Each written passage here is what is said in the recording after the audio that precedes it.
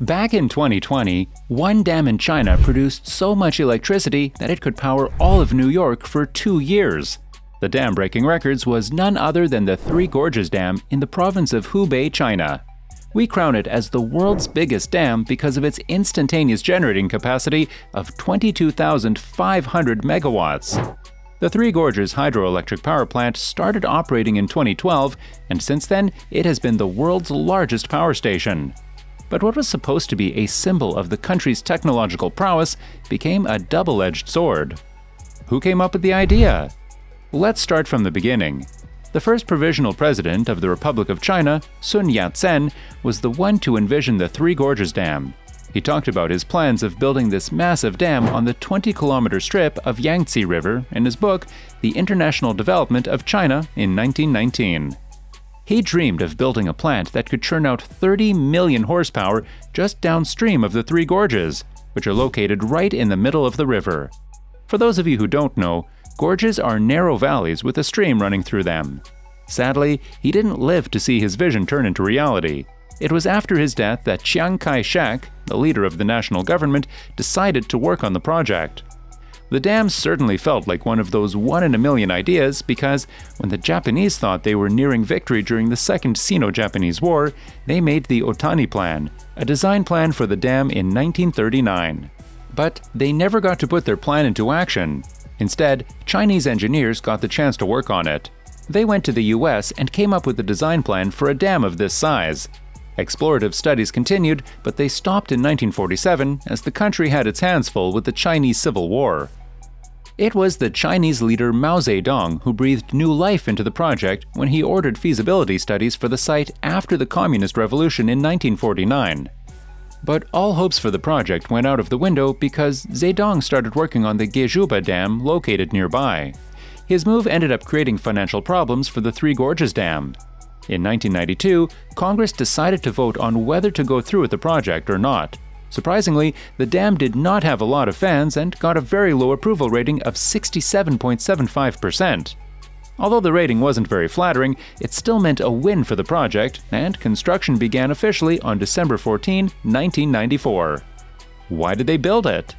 Coming up with a plan to build a dam of this size is not easy. So, why did the officials behind the project bother to go through all this trouble?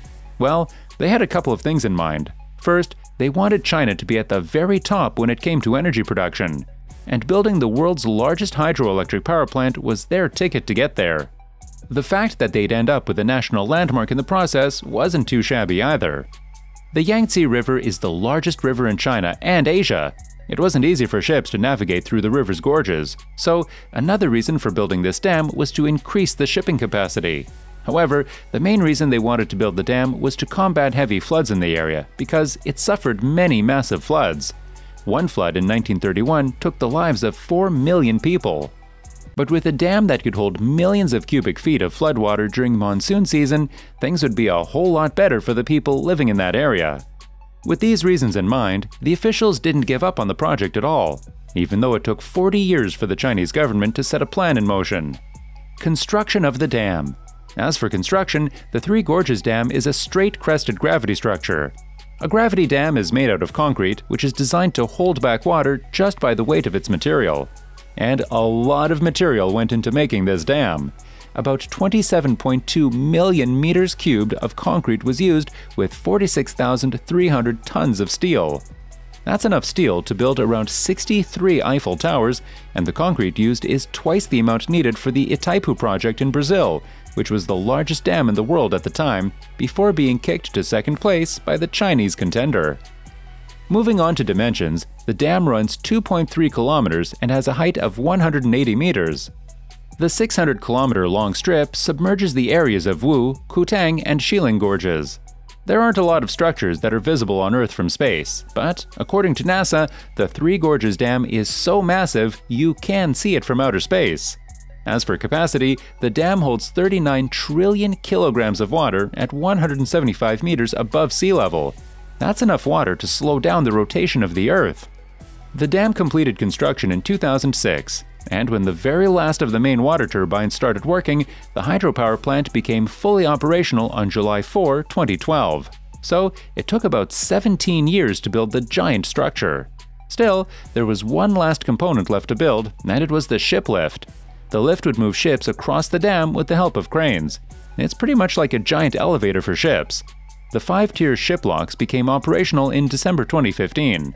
They allow ships weighing 3,000 tons to bypass the locks and to make the trip around the dam much quicker.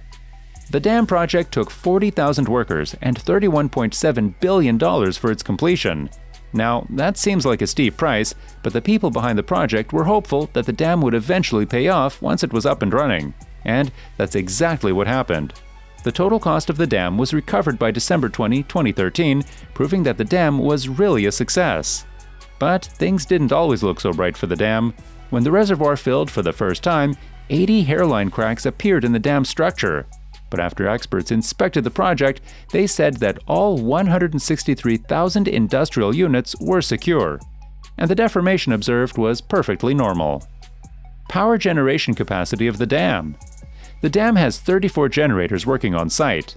32 of them are the main generators with a capacity of 700 megawatts each, and the remaining 2 are the plant power generators with a capacity of 50 megawatts.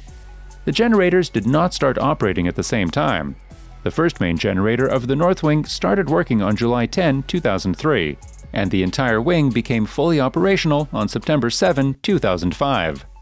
These generators weigh around 6,000 tons each, so they're pretty massive structures. With all these generators functioning, the total capacity of the plant measures up to 22,500 megawatts.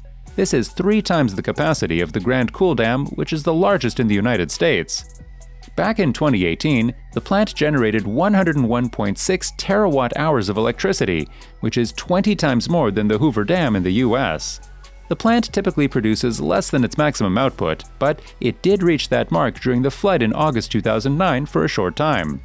The power plant was designed to meet 10% of the country's energy needs, and it has been performing exceptionally well on that front.